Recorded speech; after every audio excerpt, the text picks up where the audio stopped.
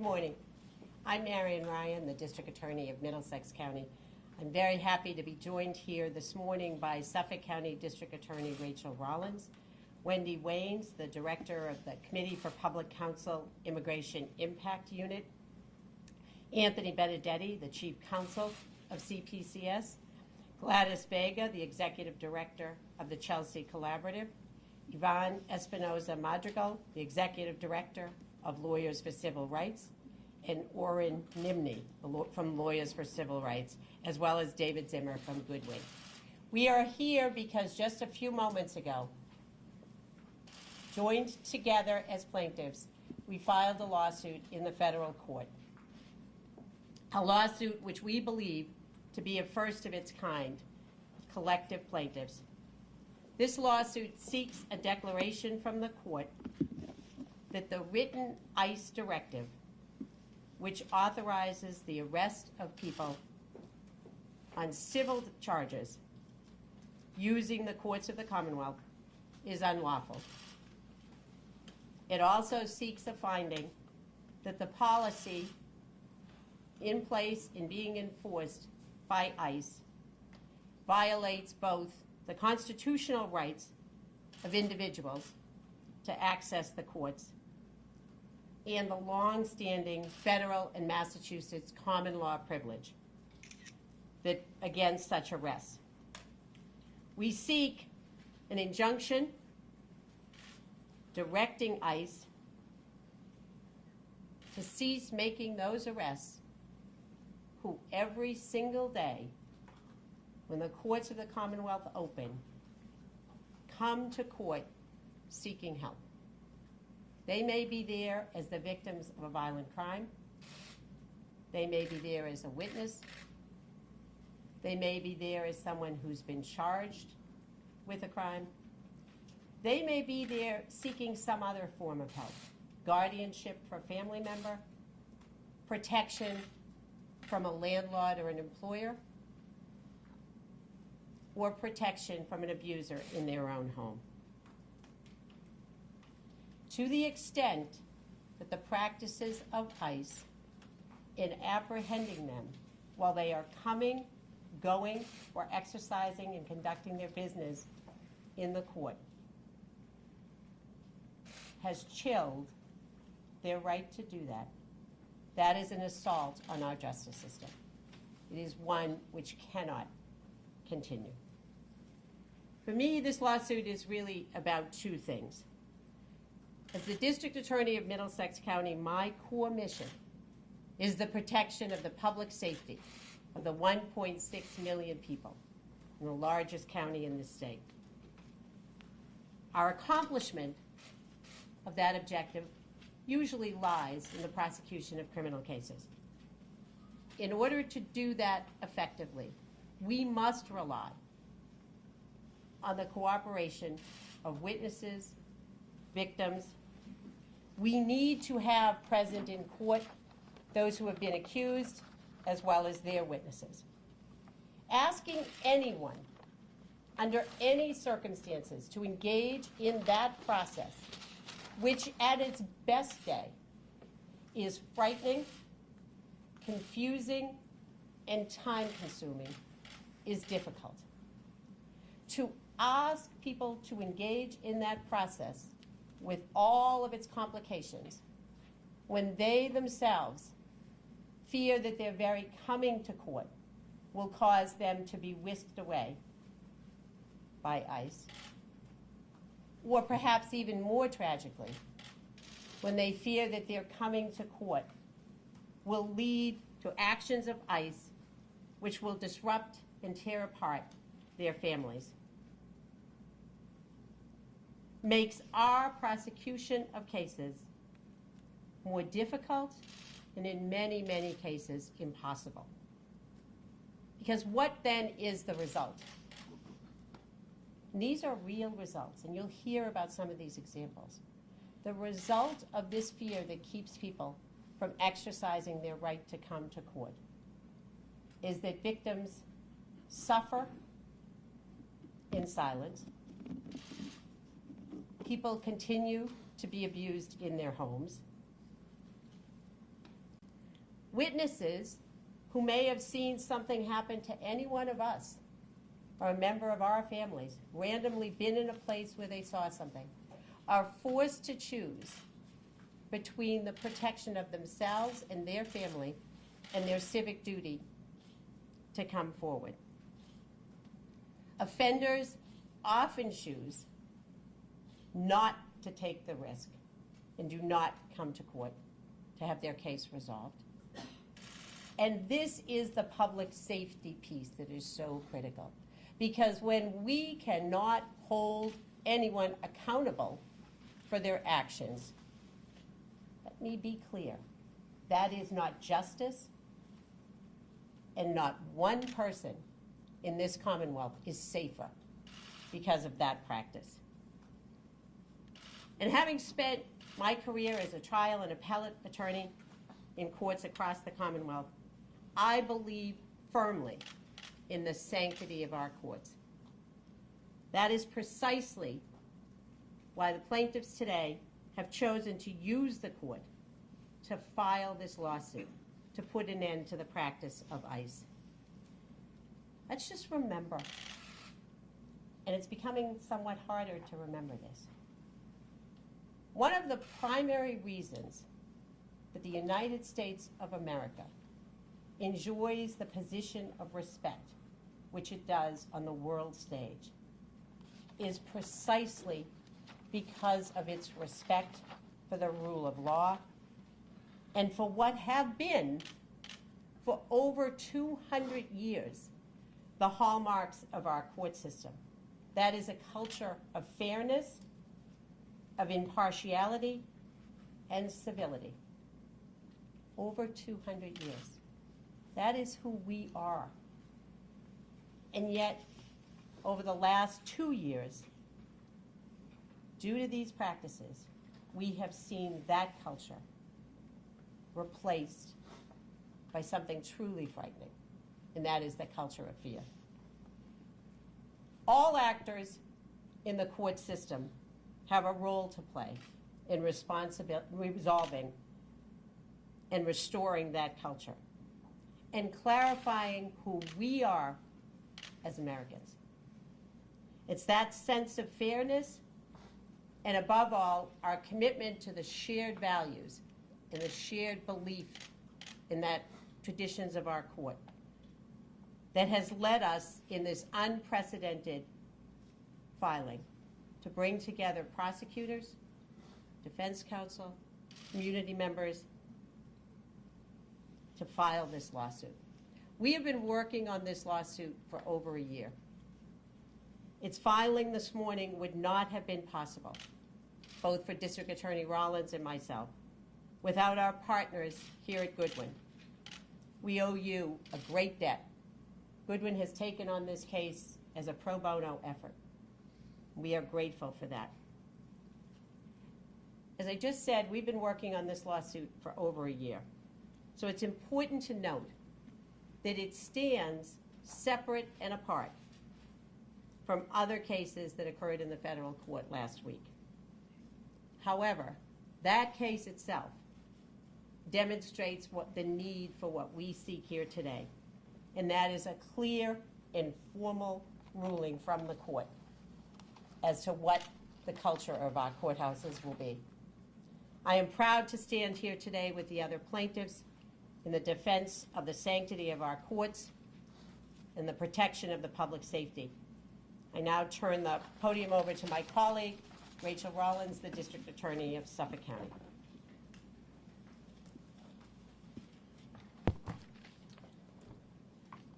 This suit marks an historic moment. I do not take this action lightly, but standing by silently as immigration officials under the explicit direction of the President of the United States strip our justice system of its ability to function simply is not an option. As District Attorney of Suffolk County, I represent one of Massachusetts' most diverse and vibrant regions.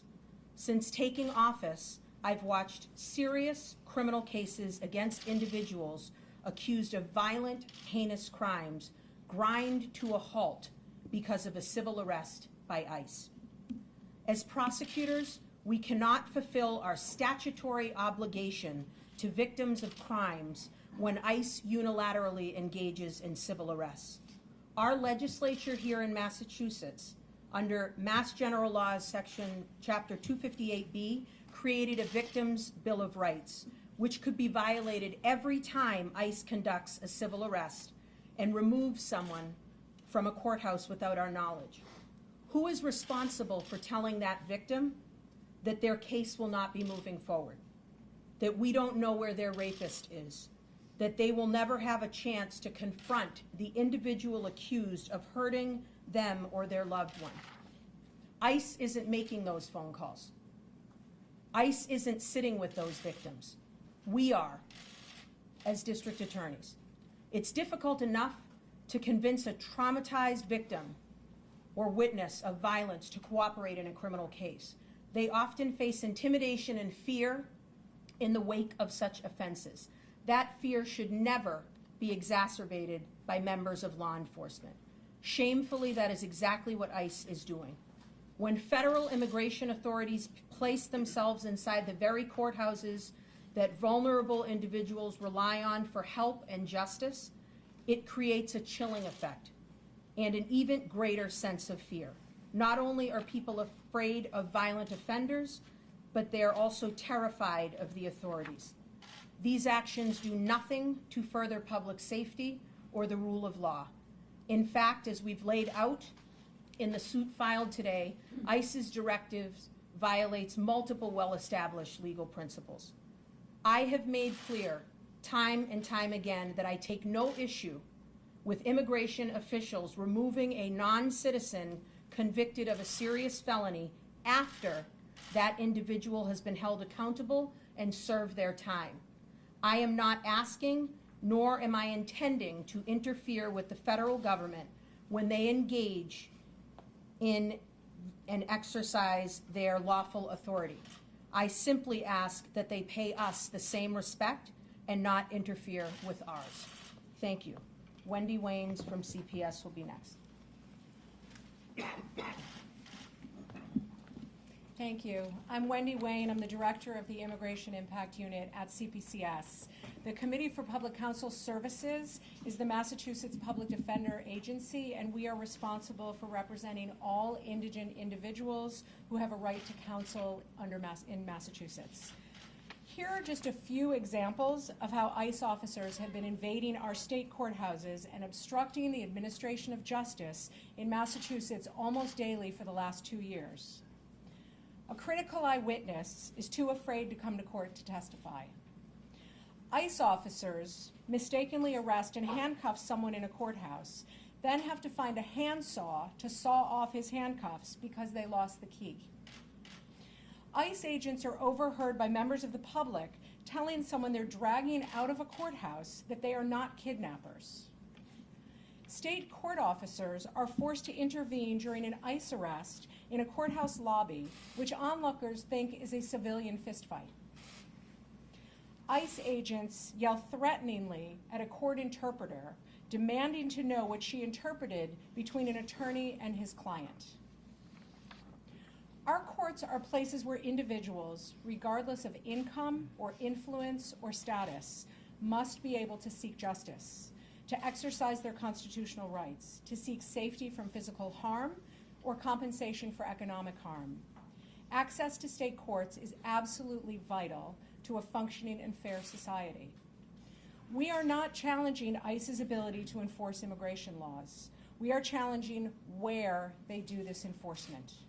We are demanding that ICE stop the aggressive, armed patrolling of our state courthouses, places where all people have a right to seek justice, and where ICE's actions are preventing that justice from happening.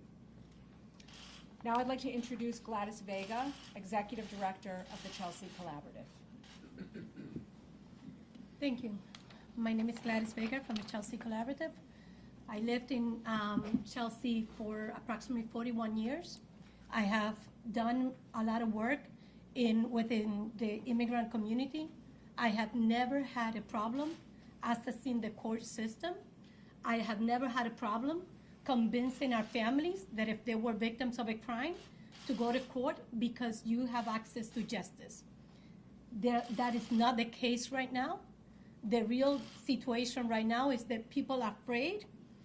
I have to think that anyone who was part of creating this policy should be shameful because there's no justice being served. 2 years ago or prior than that, we have Oasis Travel. I worked with members of the community in the Chelsea Housing Authority case. That was a federal case against the Housing Authority.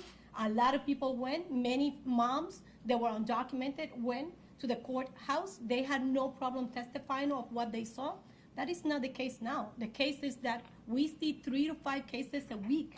We have to mediate. We have to bring the Chelsea Police Department to help us mediate disputes, help us deal with thefts, help us deal with, in particular, a case that I cannot talk about, but with the district attorney assistants, lawyers have gone to houses to collect these claims because people do not want to go to court. When we always sort of like promoted that in Chelsea, we're a sanctuary city, we have no issues with the court, our police officers and our judicial system are our friends and they're there regardless of race and status, and that is not the case now. So we are here and I am delighted that we are finally putting this together because we have no resources to continue to do this work. And this was not our mandate. This should not be happening in a community. When people have no access to justice, they continue to be victims of crime. Their situation doesn't change. When a woman of domestic violence walks away and doesn't get their 1-year extension because she only has a temporary order for 10 days and is afraid of going back for the 1-year extension, that cannot happen. That victim continues to have that person that is committing a crime to her, the abuser, right next to her all the time. And that is what's happening in our community, and that should not be happening. So we are extremely happy that Goodwin and the lawyers and everyone who's here sort of like in this lawsuit and the district attorneys are here because they see this all the time. We're seeing in our community, and once again, this should not happen. The court system should be like a sanctuary space. I think courthouses should recognize that as well. Our residents need access to justice, and having eyes in the courtroom, it's not access to judicial system. You are denying the rights of justice, and that should not happen in our community. Thank you. And now I'm going to introduce Iván Espinosa Madrigal, the lawyer for civil rights. Buenos dias, good morning. My name is Iván Espinosa Madrigal. I am the Executive Director of Lawyers for Civil Rights. Under the Trump administration, all immigrants are now bad. So bad that they shouldn't have access to something as fundamental as their day in court. Let's be clear. Immigrants are being hunted down. And this is harmful to all of us. And we are fighting back. This is our legal and moral responsibility. In Massachusetts, we have been in the forefront of protecting immigrant communities.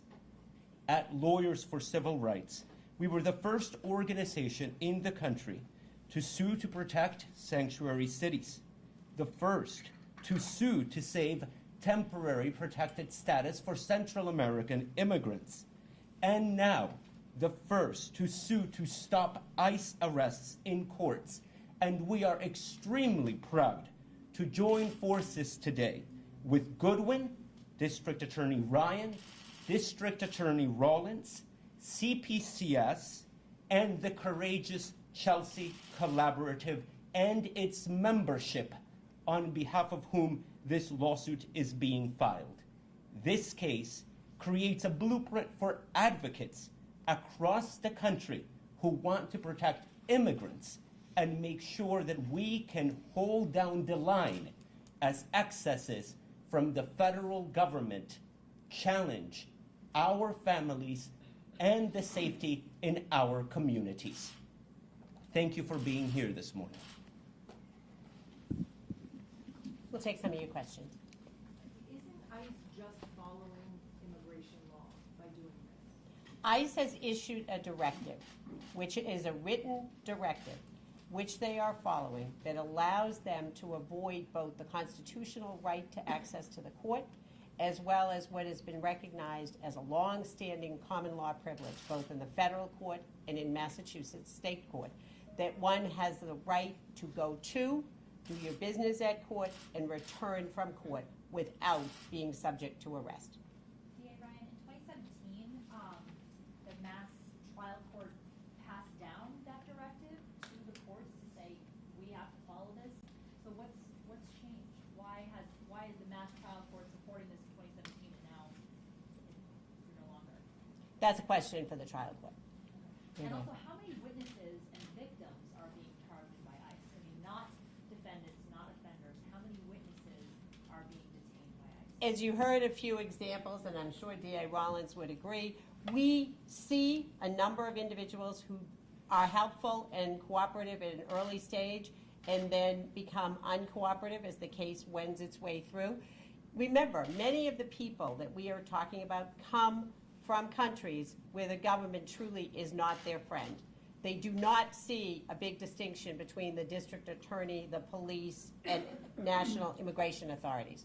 So do they always tell us that is the reason they are not coming back? No. But when you have a situation where ICE appears on the steps of a courthouse and the next day many of our witnesses and victims do not come back, it's a pretty easy connection to make.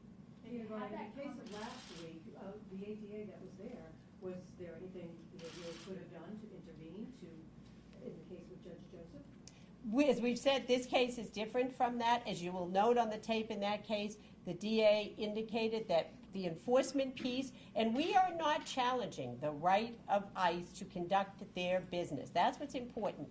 And the right of people who may be in custody and ICE has a warrant for them, a civil warrant for them, that is all part of ICE doing its job. This lawsuit does not address this. This addresses people who come voluntarily to court. They are at liberty in our communities. They voluntarily come to court, and then they are subject to being arrested by ICE while they are there. This is for DA Rollins. Based on the policy memo, are you at all worried that you would face possible arrest from the way Judge Joseph did? Not even close. I don't have a single worry. I have approximately 300 employees. I've simply asked that if they do see something in the courthouse, that they notify me. Asking your employees to notify you of something that occurs in a workplace that they attend and show up to every day is completely lawful. Further, as I said earlier, we have an obligation to our victims. If I don't know where my defendant is and they were, and by the way, I really hope everyone understands the distinction we're making. This is a civil arrest. ICE loves talking about violent criminal defendants. District Attorney Ryan and I know what violent criminal defendants are because we prosecute them every day.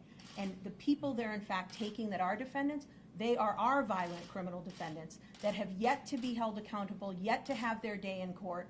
Victims are not being told where they are, and I'm left with my colleague here trying to explain what happened and trying to find an individual. So I am in no fear of arrest. And very candidly, if I am, it would be my honor to be, because we need to stand up and be very, very bold about this ridiculous behavior that our president is engaging in right now. Usually you hear law enforcement folks like yourselves and the feds talk about joint cooperative ventures and close working cooperation. It appears as though this relationship has just evolved into a political war. Was the arrest of that judge nothing more than a political stunt? This case is about our belief that people have a constitutional right to go to the courthouse. To the extent that they are prohibited from doing that, and it causes us to be in a position, not one of us, not one person in this room is safer when we have a situation where someone's charged with a violent offense. The victim or the witness in that case cannot or will not come to court because of the actions of ICE. The logical result of that is We cannot then go forward with that case, and that person cannot be held accountable. That is not protecting the public safety. That's where we are. And seeing that happen, and seeing, as DA Rollins mentioned, our victims and witnesses who now may have been assaulted by someone who's been released back into the community, you will note many of the people who are detained are later released on bail by the immigration judge. So they are out in the community. We are not safer because of that.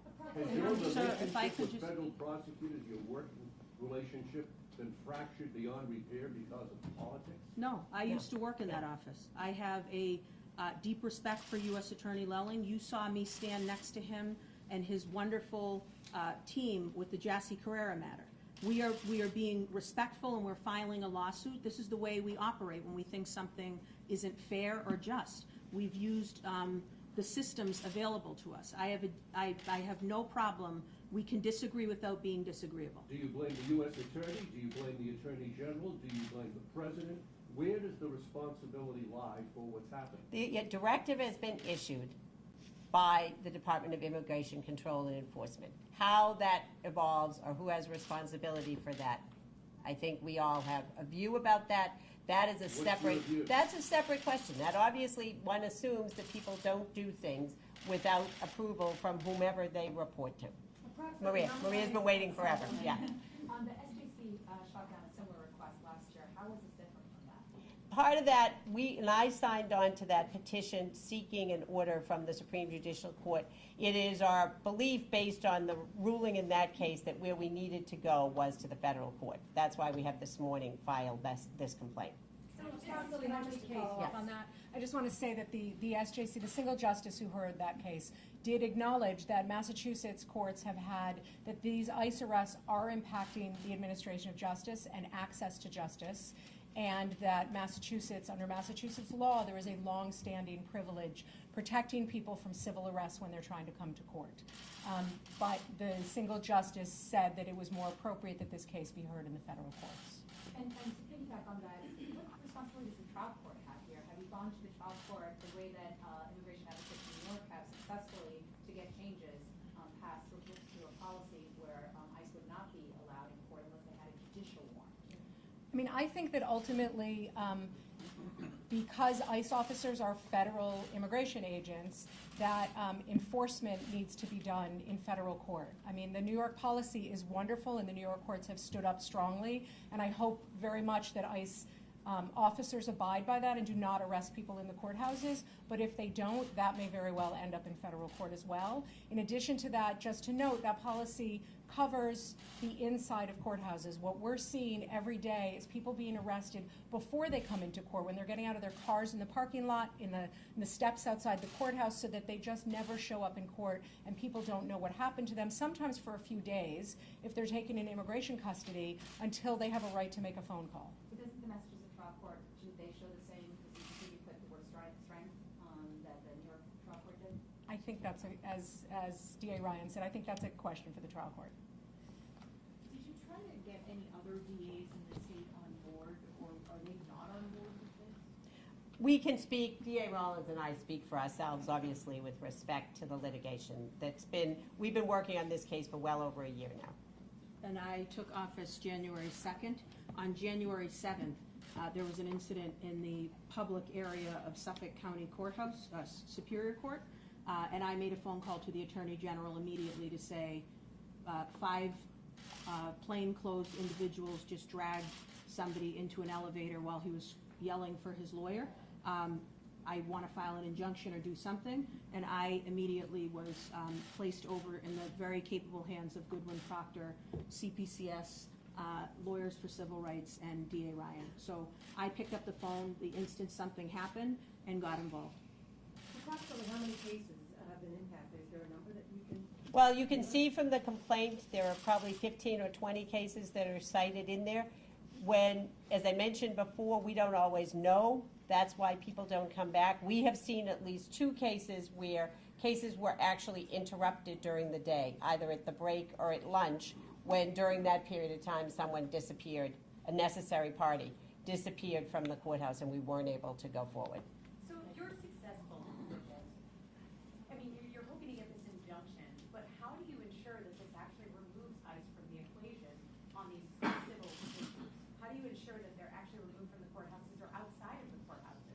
Well, what we ask in the complaint, that the privilege, the long-standing privilege, which allows people to come and go and be in the courthouse. So the parking lots, the front stairs of the courthouse, those places, we are hoping that the court will agree with us, will enforce that privilege, and will issue injunctive relief, or ultimately a ruling in the case that will cause ICE to depart from this policy. I just want to add, sorry, I just want to add something.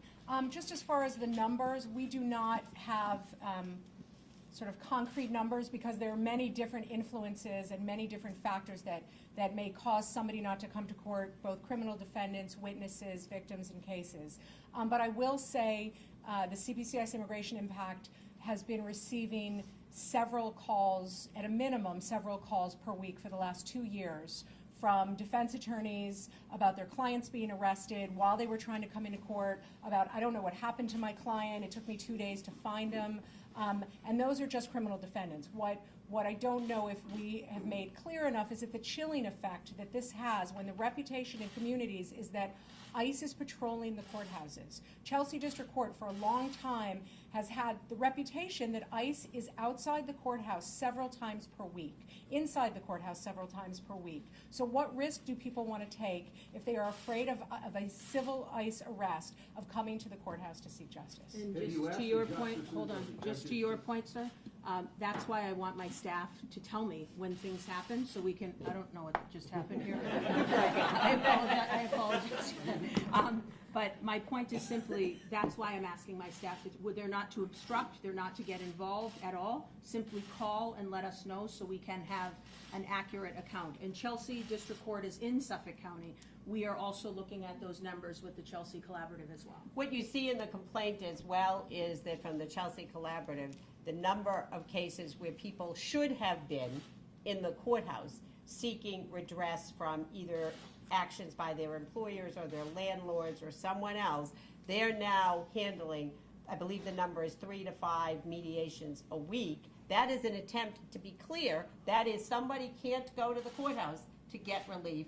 So Chelsea Collaborative has stepped in to try to fill the breach there and hold those mediations. So we do know all of those should be at the courthouse, but instead they are in the offices of Chelsea Collaborative. Last question. Can you elaborate a little bit on the ways in which ICE interacts with court interpreters or public defenders, and whether that in particular might be violating any laws, or the extent to which ICE is seeking out certain information from those individuals?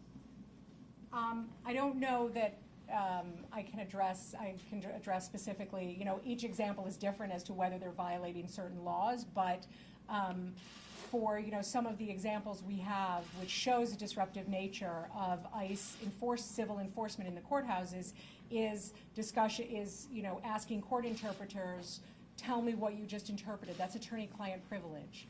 Interpreter can't do that without risking losing her job. State court officers being told by the trial court, don't get involved with immigration enforcement, but then in the public, lobby of a courthouse, there's what looks like a fist fight going on. So court personnel are often being dragged into this. Defense attorneys we advise people every day, defense attorneys, about, how to continue zealously representing their clients without potentially running afoul of any federal law. But zealously representing their clients is not only a constitutional right, it is their duty, and they must continue to represent those clients. And how do they do that without, the interference by ICE civil enforcement? What are the laws you're alleging that ICE is breaking here? As it's laid out in the complaint, we are alleging a violation of the common law privilege, and common law is a privilege that is found in the case law that's in the complaint. We are also alleging a violation of the federal common law privilege to access, and that's laid out in the complaint as well.